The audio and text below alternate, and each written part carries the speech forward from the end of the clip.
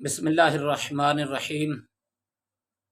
مومنین کرام، آج جعفر جتوئی کی ایک ویڈیو میرے سامنے آئی۔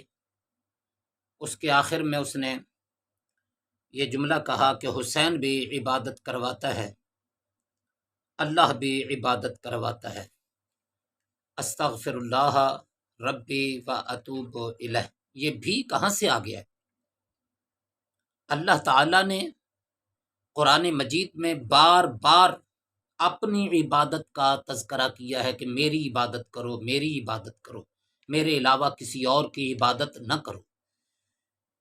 امام حسین علیہ الصلوۃ والسلام نے نہ تو ساری زندگی کسی کو حکم دیا کہ ان کی عبادت کی جائے، اور نہ ہی کسی نے ان کی عبادت کی۔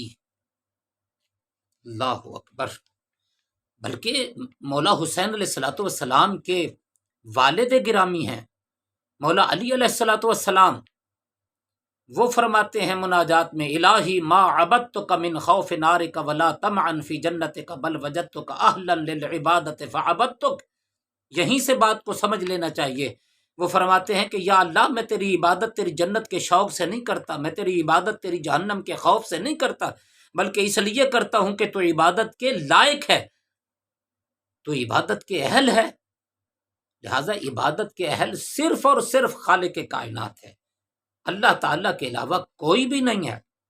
سورہ فاتحہ میں آپ دیکھ لیں، ایاک نعبد، بار بار ہم سے کہلوایا جا رہا ہے کہ کہو اے اللہ ہم صرف تیری عبادت کرتے ہیں۔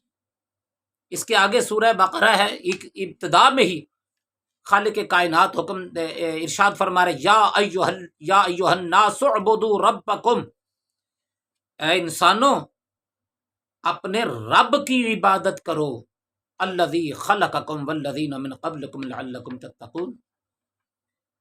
پھر سورہ بنی اسرائیل میں ارشاد فرمایا، وَقَضَىٰ رَبُّكَ أَلَّا تَعْبُدُوا إِلَّا إِيَّاهُ، تیرے رب کا فیصلہ ہے کہ تم اللہ کے علاوہ کسی اور کی عبادت نہ کرو، عبادت صرف اور صرف اللہ تعالیٰ کی ہے۔ خالق کائنات نے ارشاد فرمایا اپنے پیارے نبی سے، قل یا اہل الکتاب تعالوا الی کلمۃ سواء بیننا وبینکم، آگے ہے اللہ نعبد الا اللہ۔ فرمایا یہود و نصارہ سے کہہ دو، اے اہل کتاب آؤ اکٹھے ہو جائیں اس بات پر کہ جو ایک ہے ہماری، جس پر ہمارا عقیدہ یکساں ہے، ایک ہے، کیا کہ ہم سب اللہ کی عبادت کریں۔ اللہ اکبر! اس بات پر اکٹھے ہو جائیں کہ اللہ نعبد الا اللہ، کہ اللہ کے علاوہ کسی اور کی عبادت نہ کریں۔ سورہ طٰہٰ میں فرمایا، اننی انا اللہ لا الہ الا انا فاعبدنی، بے شک میں اللہ ہوں، میرے علاوہ کوئی معبود نہیں، فاعبدنی، میری عبادت کر۔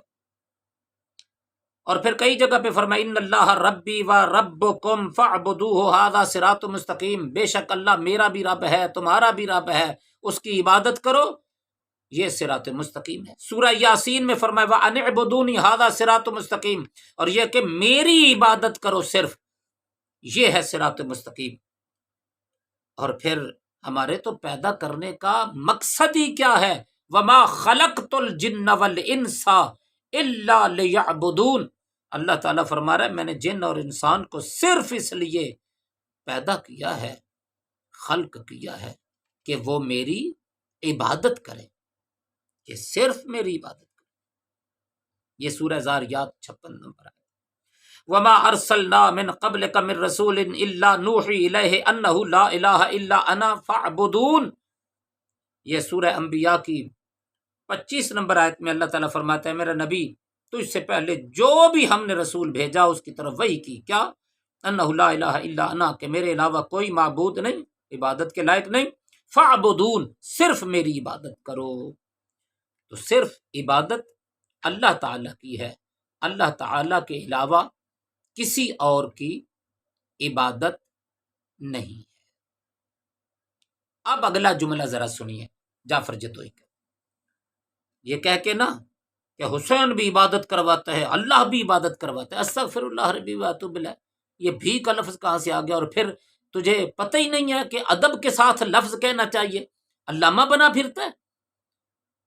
اس ذکر کی وجہ سے تجھے عزت ملی، مقام ملا، شہرت ملی، پیسہ ملا، گاڑی ملی، تو اللہ تعالیٰ کا نام اللہ کرواتا ہے اور حسین کرواتا ہے۔